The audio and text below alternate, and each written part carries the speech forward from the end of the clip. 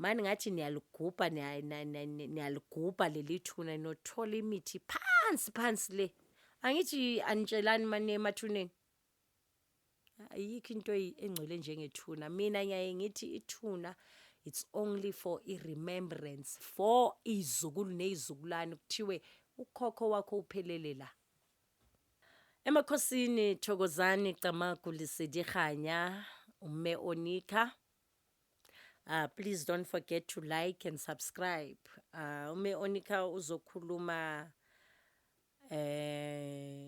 ngedlozi elivaliwe nangengelosi evaliwe which is there's no such ayikho ke leyo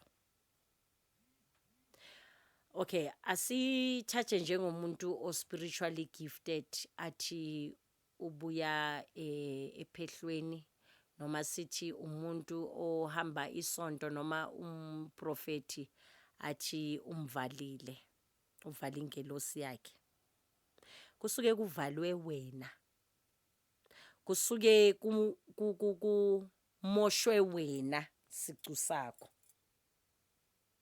here we are talking of ispirit esiyimercury eyaziyo ukuthi esaziyo ukuthi uyovuka wenzeni namhlanje kwamele ikuvikele kuphi namhlanje it's just that tone yabo iphansi and yemimoya emibi iphezulu that's why it's easily nomuntu angapay attention kuyo cause ivoice yengelosi neyamadlozi iyayibe phansi if overpower yini overpower ivoice yemimoya emibi kuyafika la uyofuna help ku spiritual healer esingcolile by the time uya kulo ndumba uya kulelo office lika mprofeti lihamba nawe ithongo ihambe nawe ingelosi ikujikele egate kungene wena fanana nomuye ephehlweni liyakujikela lapho kungene wena that's why you become nanoma useyintsebenzweni kuba ngathi uyasangana ekhanda ngoba usuke uwedwa lapho that's why nanoma uhlolelwa kuthiwa yes bona bakhona bamile kodwa iconnection yakho nabo you need to be cleansed first bona abantu abangeke basondele emntwini odinga icleansing ingakho sihlambulula every time not every day time and time sijike emanzini sayintabeni that's why sibusy we working in our kingdom angeke uhlale uye esontweni every Sunday kube nama home cell phakathi nendawo noma sithi ichibi oyakulo ngama Wednesday bese ufuna ukucleansa kayi1 uthi so clean ublame inyanga yabantu ublame umprofeti wabantu ukuthi hayi wangenza iscleansing nini last year ngcineni namanzi ngcineni intaba last week mina ngume Onika ngcineni nokufutha thanga ngume Onika ugcine nini ukugaba ngcine 3 days back mawulala ulala kuyenzakaleni me Onika ngilala ngichelile because I understand very well ukuthi we are fighting against spirits they always try sinezitha from emakhaya izona eziletha izitha ziphi zasestradeni lezi zasestradeni don't pay attention kuzo imvelaphi yakho and uma uzalo umthakathi you must know ukuthi buzozingenela so find out ukuthi kuyenzakalani ngawo so ngikhuluma ngibuyele kwindaba leyo ukuthi idlozi liyavalwa nengelosi iyavalwa cha mntana sekhaya mntana wethonga mntana wengelosi fana nomndeni angithi lokuya kuzwa ukuthi hayi makufika umkhulu mangibona umkhulu angithi wena uyikhuluma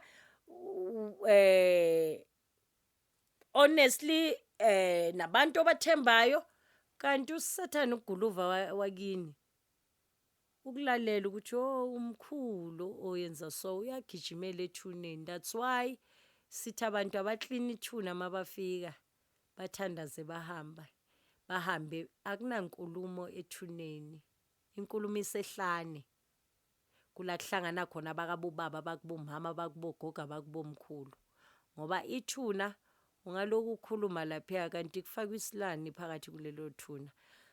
Mani ngathi niyaligubha niyaligubha leli thuna nothola imithi phansi le. Angithi anitshelani manje emathuneni ayikho into engcwele njengethuna. Mina ngiyaye ngithi ithuna it's only for i-remembrance for izukulu nezizukulwane, kuthiwe ukhokho wakho uphelele la.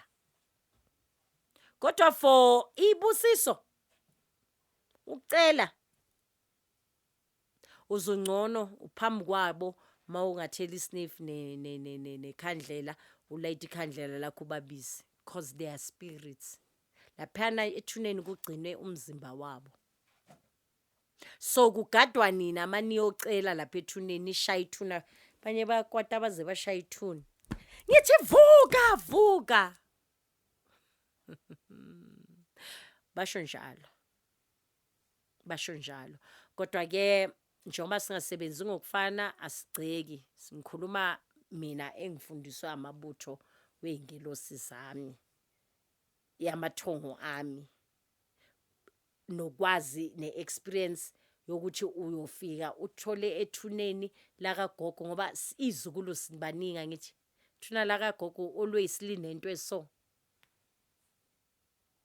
So kuyaye kungcole. So izo izinto ezingayenza ukuthi idlozi libe away from you because of ukungcola onako ngaleso sikhathi. Abanye bayihambisa ngani ngokuthi bafaka isilwane endleni kube nokucabana nje, umuntu wonke kuvukelana ubukhosi, kuvukelana imimoya emibi. That's why uzothola ukuthi hayi thingisona. And kukhona abantu abahamba ngamadlozi amabi. It's a story for another day. Kukhona abantu abahamba ngamadlozi amabi.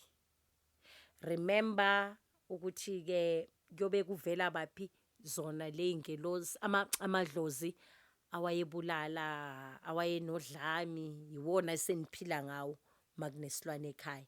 Makunemimoya emibi, ungcolisiwe, yiwo kanye avukayo kakhulu.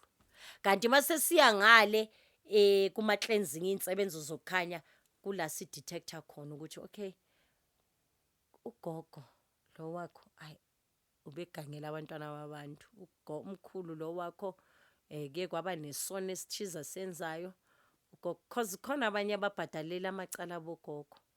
Wena awuzange wayenza abortion kodwa lokuthiwa kuwe hayi man une abortion. Kufana kakhulu ungekho aware. It's a story again for another day. Kukhona abafazi abengekho aware, umuntu athi makayima esikhathini kube khona ihlothe elikhulu. Lapho ukusuke kudonsa idlozi elinalo elidinga ukuthi liklenzwe because of uze waye ethuneni angazange aklenze abortion, angazange ageziswe, angazange agcokise umntana. So iyaye ivele ngalowo ndlela leyo. Kufana nalaba abantwana abazelwe bama-twins, omunye ethola ukuthi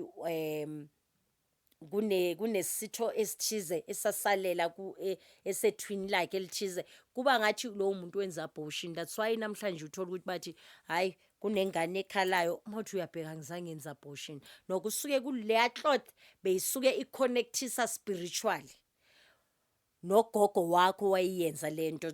Uthola ukuthi manje namhlanje so uklina ingane ongazange wena wayenza abortion kodwa kuthiwa uyenze abortion. So it's a story for another day. Emakhosini, Camagu, Lesedi, Kganya, hayi be khotso. Please don't forget to like and subscribe. Amen.